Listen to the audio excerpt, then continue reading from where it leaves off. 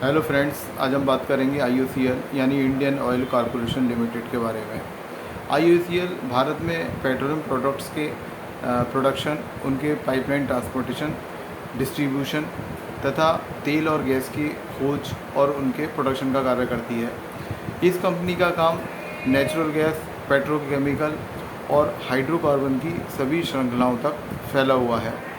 ये company Fortune 500 की list में टॉप 90 कंपनियों में आती है और भारत सरकार द्वारा महारत्न का दर्जा प्राप्त ये कंपनी PSU सेक्टर की फॉर्चून की लिस्ट की सबसे टॉप रैंक वाली कंपनी है। अगर हम इस कंपनी के मार्केट प्राइस के पिछले ट्रैक रिकॉर्ड को देखें तो फाइनेंशियल ईयर 2017 में ये शेयर करीब 150-60 रुपये के करीब ट्रेड कर रहा था। उसके बाद अगले 2 सालों में फाइनेंशियल ईयर 2019 के ख़त्म होते होते ये शेयर गिरकर 50 रुपये तक आ गया।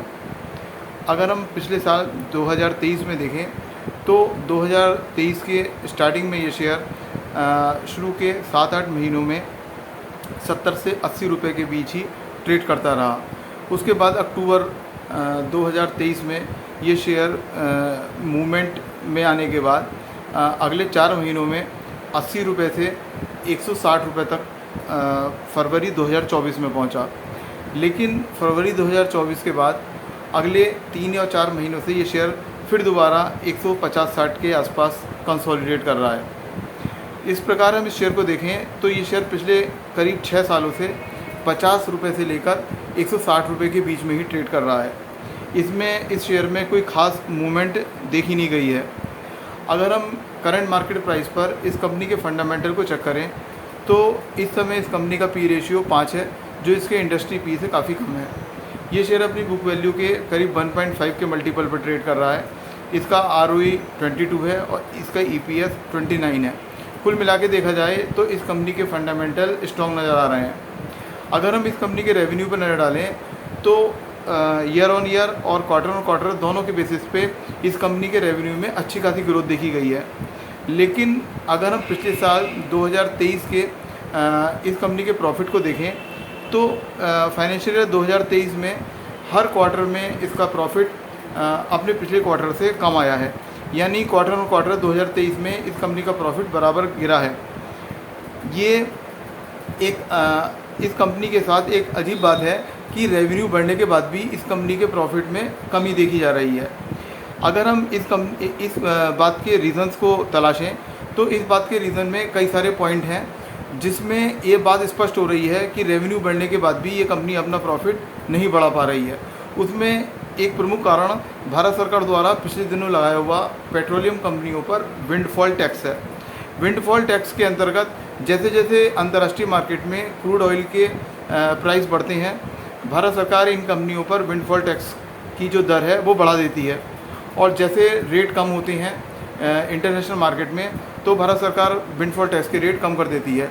यानी इंटरनेशनल मार्केट में क्रूड ऑयल के रेट बढ़ने के बाद भी पेट्रोलियम कंपनियों को इसका फ़ायदा नहीं हो पाता है और उस स्थिति में इनका रेवेन्यू तो बढ़ता है लेकिन इनका प्रॉफिट नहीं बढ़ पाता। तो विंडफॉल टैक्स को देखा जाए तो ये इन पेट्रोलियम कंपनियों के लिए एक नेगेटिव फैक्टर का काम कर रहा है।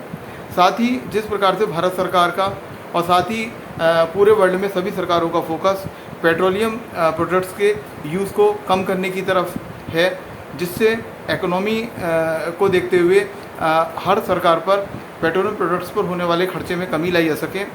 साथ ही पॉल्यूशन को बचाने के उद्देश्य से भी सभी सरकारें पेट्रोलियम प्रोडक्ट्स के यूज़ को कम करने की दिशा में काम कर रही हैं।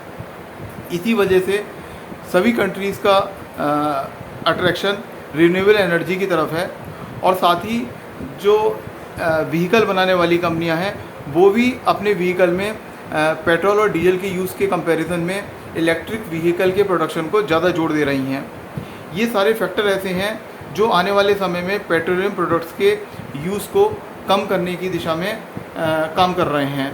इस चीज़ को देखते हुए इन पेट्रोलियम प्रोडक्ट्स वाली कंपनियों में, जिसमें इंडियन ऑयल भी शामिल है, हम आगे भविष्य में अगर हम इन कंपनियों में निवेशित हैं तो हम इन कंपनियों के आगे आने वाले क्वार्टरों में प्रॉफिट को देखते हुए ही इन कंपनियों में अपने निवेश को होल्ड करने के बारे में सोच सकते हैं। अगर हम ये नोटिस करते हैं कि इन कंपनियों का प्रॉफिट आने वाले समय में भी नहीं बढ़ रहा है, तो हमें इन कंपनियों से एग्ज़िट करने की आवश्यकता है। जहाँ तक इन कंपनियों में फ्रेश इन्वेस्टमेंट की बात है, तो फ्रेश इन्वेस्टमेंट पर भी यही बात अप्लाई होती है कि अगर आपको इन कंपनियों का ईपीएस और इनका प्रॉफिट बढ़ता हुआ नज़र आए तभी इन कंपनियों में निवेश किया जाए, वरना इन कंपनियों में निवेश करने से बचने की आवश्यकता है। फ्रेंड्स, मैं कोई सेबी रजिस्टर्ड फाइनेंशियल एडवाइज़र नहीं हूँ। किसी भी शेयर में निवेश करने से पहले अपने फाइनेंशियल एडवाइज़र की सलाह ज़रूर लें। प्लीज़ अगर आपने इस चैनल को सब्सक्राइब नहीं करा है तो इसे सब्सक्राइब कर दें और बेल आइकन को हिट कर दें और इस वीडियो को शेयर और लाइक कर दें। धन्यवाद।